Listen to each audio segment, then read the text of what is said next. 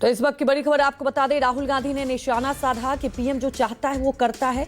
मनरेगा का नाम बदलना पीएमओ का फैसला, कैबिनेट से बिना पूछे ये नाम बदला गया है। राहुल गांधी ने आज प्रेस कॉन्फ्रेंस करके निशाना साधा है, गरीब लोगों का पैसा छीना गया। मनरेगा राइट्स बेस्ड कॉन्सेप्ट था। मनरेगा से देश में करोड़ों लोगों को एक मिनिमम वेज मिलती थी, जिसके नीचे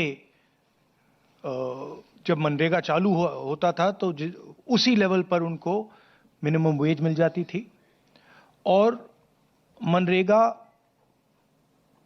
जो हमारा थर्ड टियर है, पंचायती राज का जो टियर है, उसमें directly political participation, finance, support का एक साधन था, मेथड था।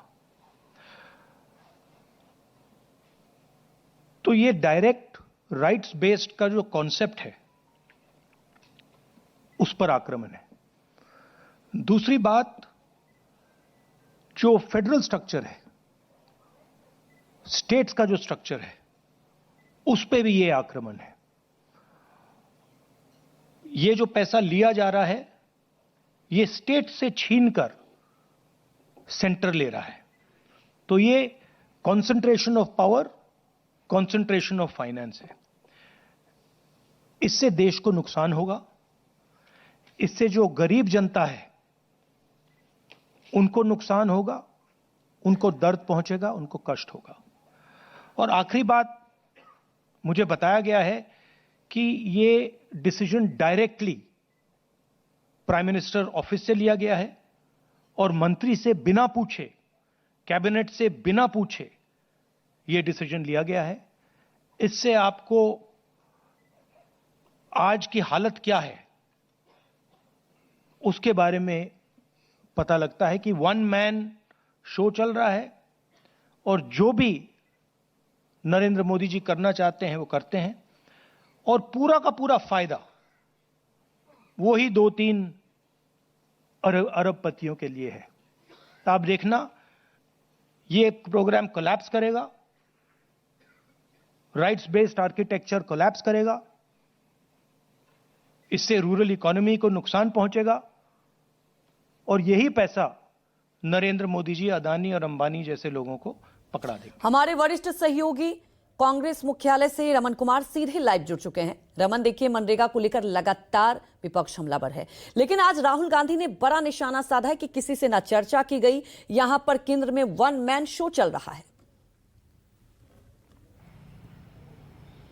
देखिए, लोकसभा में विपक्ष के नेता हैं राहुल गांधी। राहुल गांधी के पास भी अपनी जानकारी होती है, अपने सूत्र होते हैं, अपनी बातें वो रखते आए हैं, इससे पहले भी रखते आए हैं। लेकिन आज एक बड़ी बात उन्होंने कह दी। जब कांग्रेस वर्किंग कमेटी की बैठक खत्म हुई और इस बैठक के बाद अमूमन ऐसा होता नहीं है कि कांग्रेस पार्टी के अध्यक्ष और लोकसभा में विपक्ष के नेता खुद प्रेस कॉन्फ्रेंस करने आए। इससे पहले संगठन महासचिव और कांग्रेस के जो मीडिया डिपार्टमेंट के हेड हैं जयराम रमेश, वो प्रेस कॉन्फ्रेंस करके सारी जानकारी देते थे। लेकिन आज जो है खुद मल्लिकार्जुन खड़गे और राहुल गांधी ने कमान संभाली और पूरी प्रेस कॉन्फ्रेंस मनरेगा के ऊपर केंद्रित थी। मनरेगा के ऊपर में पूरी विस्तार से बताया गया कि किस तरीके से कांग्रेस पार्टी 5 जनवरी से आंदोलन करेगी और इसे पूरे देश में कोने कोने तक किस तरीके से ले जाया जाएगा।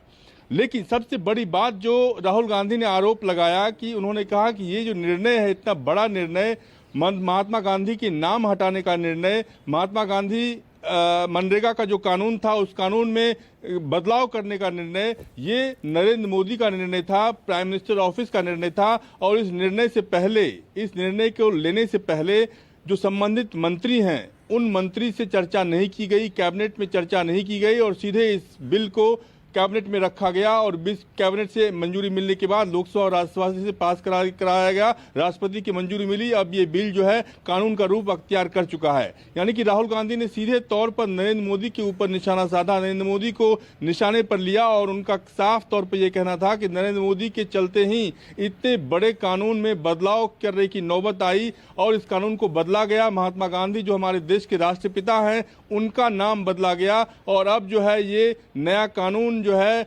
विकसित भारत जी राम जी के नाम से जाना जा रहा है और इसके खिलाफ जो है कांग्रेस पार्टी पूरे देश में बड़ा आंदोलन करने की तैयारी कर चुकी है।